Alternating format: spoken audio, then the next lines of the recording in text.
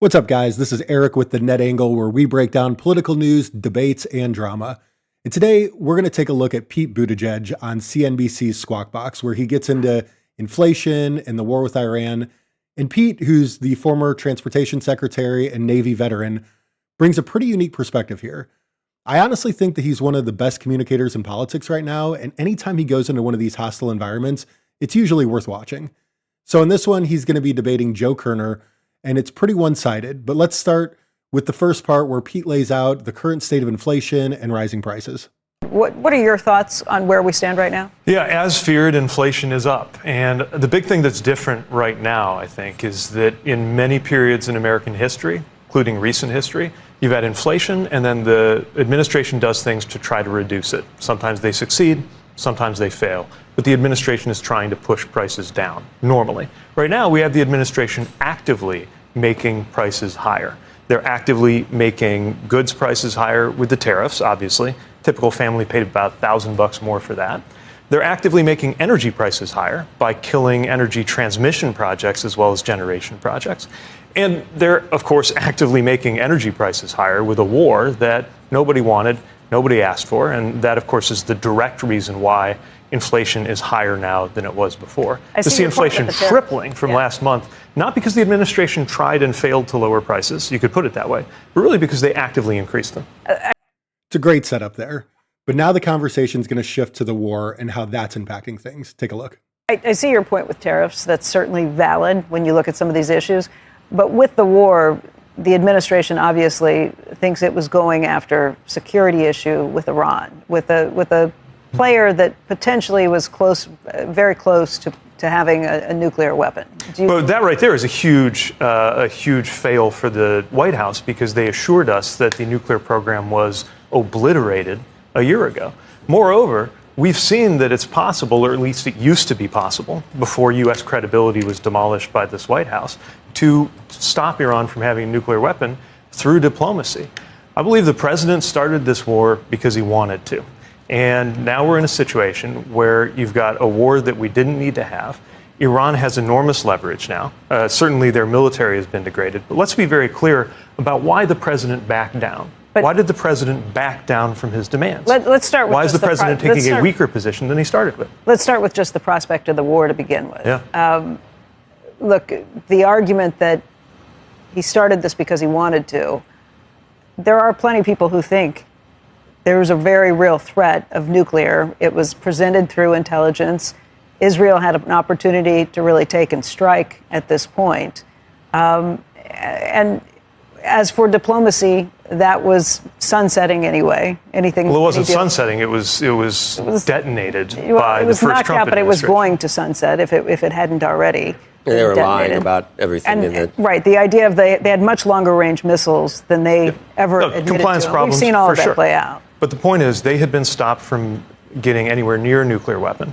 And last year, the president assured us that he ended their nuclear ambitions. If he wants to come clean with the American people that he failed to do that, then he has to say that before he launches a war. He's right. Trump said that we eliminated any of Iran's nuclear threat a year ago. So he was either lying then or he's lying now. But either way, there's a contradiction that no one wants to acknowledge.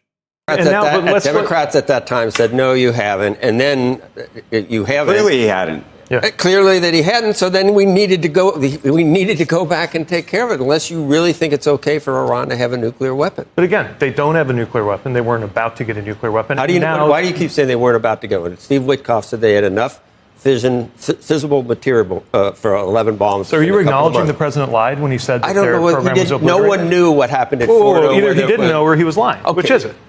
Is that really the point? Whether or not the point isn't my neighbors in Michigan are paying more for gas. Whether or not he knew it was obliterated or not is not the point. If it wasn't obliterated, then you have to do something. You can't go back and say, well, you lied about this, Joe, so that we can't actually do what we need to do. Joe. This is my point exactly. Why can't they just admit that there was a lie involved? They're so steadfast on either denying that it was a lie or saying that it's unimportant or just trying to change the conversation. And I really like that Pete holds his feet to the fire on this one. America is weaker because the president launched Well, this war. that's your opinion. That's not. No, but it's clear, and I'll tell you why. Because We had when the Trump, Secretary of NATO say the world is a safer place. He just said that yesterday. His job is to butter up the president. But why do you think the president chickened out on his demand? Why do you think the president backed off of his demand? The president said, backed off of which demand? Unconditional surrender. Right now, instead of unconditional surrender, which was the president's demand just 1 month. This is not over yet, number one. And is this unconditional surrender? I don't know what it's going to end up being. I'll tell you what we've got. If the Strait reopens again and they have no Navy. So the best case scenario is the Strait being open. The Strait was open before he started this. Yeah, and but they were close to having a nuclear weapon. 11 nuclear weapons. We had other ways of dealing with what? Obama's way? That worked. That did not work. Did they get a nuclear weapon under Obama? They were close enough within months. No. And the president, again, assured us the whole point of bombing them last year was to, quote unquote, obliterate the nuclear program. I understand. Really driving home the point there. And this next part is where I think Pete really delivers because he actually speaks from experience as a Navy officer. And look, I'm saying this as somebody who knows what it's like to be sent to war by a U.S. president. Okay. And when a president sends you to war, when you and your buddies are on that gray tail plane going into a war zone, you do it with some level of confidence, some level of assurance that your chain of command, all the president of the United States would not do this if they didn't have a choice. Now that we're there, do you hope this has a successful outcome? There were 40,000 Iranians that were slaughtered by the same regime. 47 years of killing Americans, stirring trouble all around the world. Okay, quick pause there. Those are both lies. 40,000 Iranians that were slaughtered, 47 years of killing Americans, both shameless lies. Every time the subject gets brought up, that number gets higher and higher. And were some killed? Yes, but nowhere near that 40,000 mark. How do you feel about that regime being left intact by this president? I don't know if that's going to be the case, and I don't know what might happen. Is that an argument? So you don't want this to work, and it was just a bad move. You want us to pull out now?